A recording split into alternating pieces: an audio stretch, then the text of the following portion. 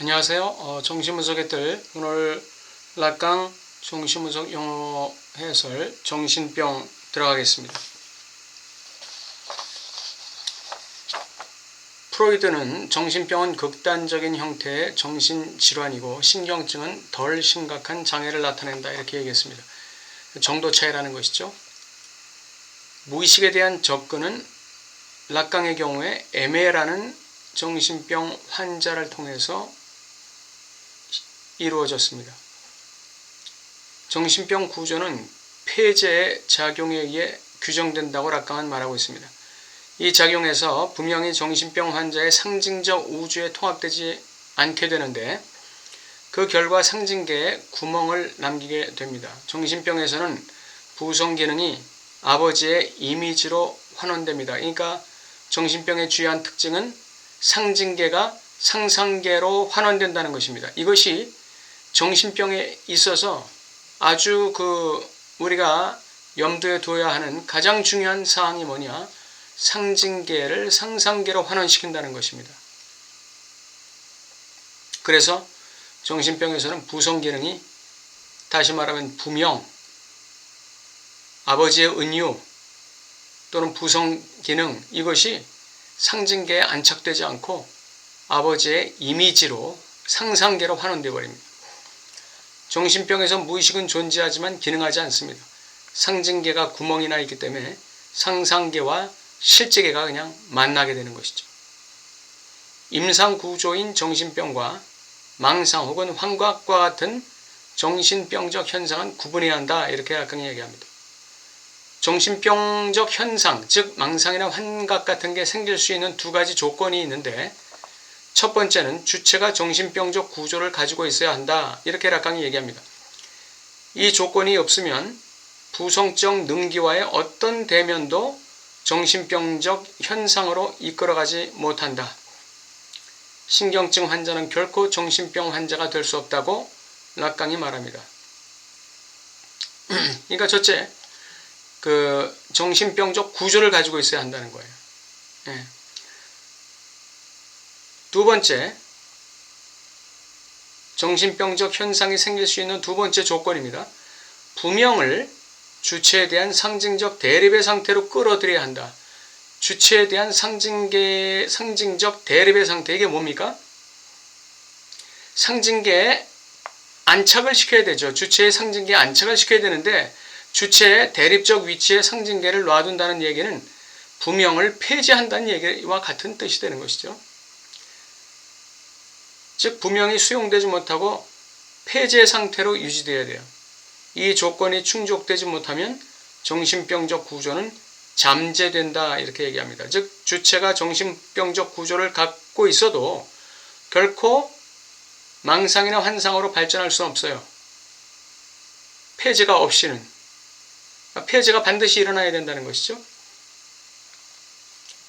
그 예로 슈레버 사례에서 슈레버에게 망상이나 환각이 나타나는 것은 이 두 가지 조건이 충족되었기 때문이다 라고 락강은 슈레버 연구에서 말하고 있습니다. 1970년대에는 정신병에 대한 접근을 보로메오 매듭의 개념을 중심으로 재구성하고 있습니다. 신경증에서는 이 세 고리들이 특정한 방식으로 서로 연결되어 있는 반면에 정신병에서는 이 고리들이 풀리게 되는 것이죠. 왜냐하면 상징계가 결여되어 있기 때문에 그렇습니다. 세 고리 중에 한 고리라도 풀리게 되면 다 풀려버리게 되는 것이죠. 이 상징계가 결여되어 있기 때문에 정신병에서는 이 세 고리가 유지될 수가 없습니다. 그러나 간혹 정신병적 이러한 이 해체, 이 분리는 간혹 어떤 증상을 형성함으로써 피할 수도 있다. 이렇게 얘기합니다. 이 증상 형성이 다른 세 고리를 붙잡고 있는 네 번째 고리가 된다. 그래서 상징계가 풀리더라도 증상을 가지고 세 고리에 묶임을 유지할 수 있다. 이렇게 보는 것이죠. 제임스 조이스의 이 책을 쓰는 거, 저술활동, 이것이 조이스에게 있어서 이 상징계가 폐쇄되고 정신병적 구조를 가지고 있었던 조이스에게 있어서 이것이 바로 생텅이죠. 증상입니다. 글쓰기, 이것이 제임스 조이스의 증상, 네 번째 증상이었어요. 이것이 바로 조이스로 하여금 정신병적 해체에 이르지 않게 하는, 망상과 환각에 빠지지 않게 하는 그러한 역할을 했던 것이죠. 증상. 신경증 환자를 다루는 고전적인 방법, 즉 자유현상을 얘기하겠죠. 고전적 방법으로는 정신병 환자를 다루는 데는 한계가 있다. 락강은 이렇게 얘기합니다. 정신병을 오히려 쉽게 개시시킬 수도 있다. 쉽게 정신병 증상을 드러나게 할 수도 있다는 것이죠. 그러므로 정신병 환자나 새로운 환자를 치료할 때는 항상 1:1 면담으로 시작하라. 이렇게 얘기했던 프로이드의 권고를 따릅니다. 락강은 정신병의 분석을 상상계에 한정시키는 사람들의 접근 방식을 거부합니다.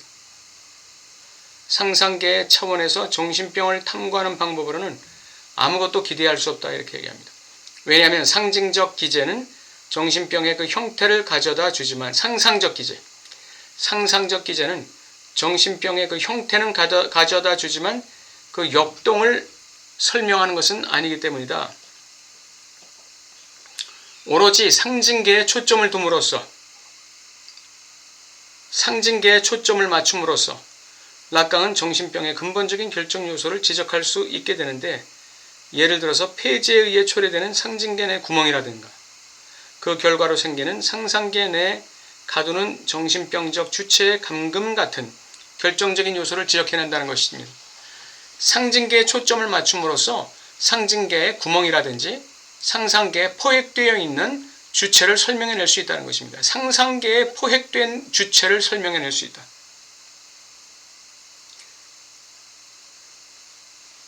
상징계에 대한 강조를 통해 락강은 무엇보다도 정신병의 언어적 현상에 가치를 부여하게 된다.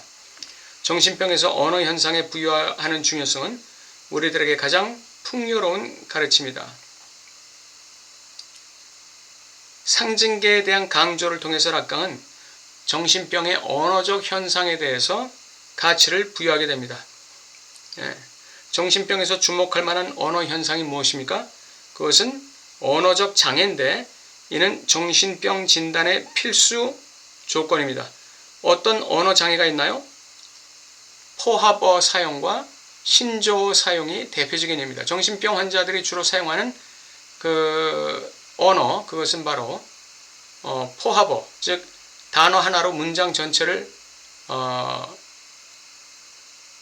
뜻하는, 나타내는 그 포합어, 그리고 신조어인데 신조어는 자기 멋대로 만드는 신조어도 있고 기존의 단어를 개조해서 만들어내는 신조어도 있습니다. 그러니까 남은 알아듣지 못하는 것이죠.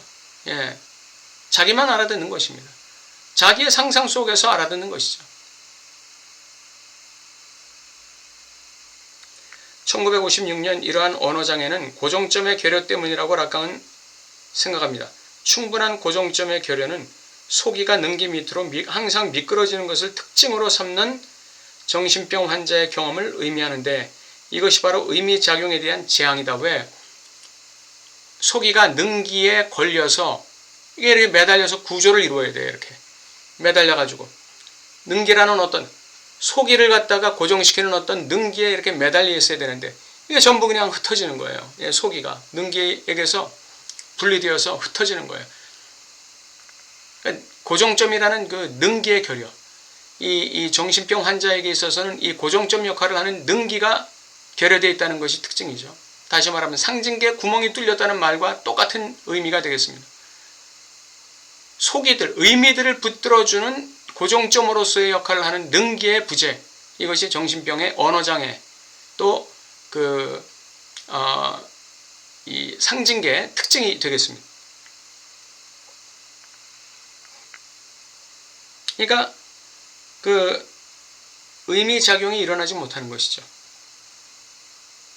능기는 상징계에 자리 잡지 못하고 상상계에 자리 잡는다. 능기는 상징계임에도 불구하고 상징계에 자리 잡지 못하고 능기가 상상계로 빠져버린다는 것입니다. 상상계로 빠져버리는 거예요. 미끄러지는 거예요. 상징계에 자리를 잡지 못하는 것이죠. 순전히 형식적 측면에서 능기에 대한 주체의 이런 관계는 정신병의 핵심이다. 상징계에 위치하지 못하고 이 능기가 상상계로 빠져버리는 것이죠. 고정점이 유실돼 버리는 것이죠. 그래서 소기가 일어나지 못하는 거예요. 뜻이 드러나지 못하는 것이죠. 그래서 상징계가 구조화되지 못하는 것이죠. 만일 신경증 환자가 언어에서 살고 있다면 정신병 환자는 언어에 의해 점거 소유된다. 이 말은 무슨 말이냐면 신경증 환자는 언어 속에 자신의 위치를 점유하고 있어요. 상징계 속에 자신의 위치를 점유하고 있다는 것이죠.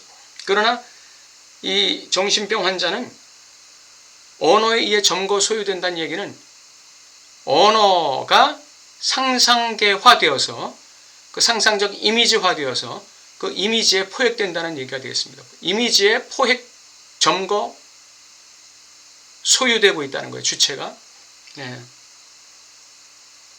락강은 편집증에 관심을 가장 기울였습니다.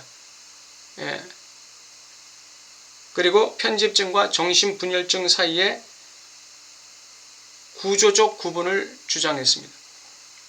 구조적 구분을 주장했어요. 오늘은 정신병에 대해서 말씀드렸습니다. 여기까지 마치겠습니다. 들어주신 여러분 감사합니다.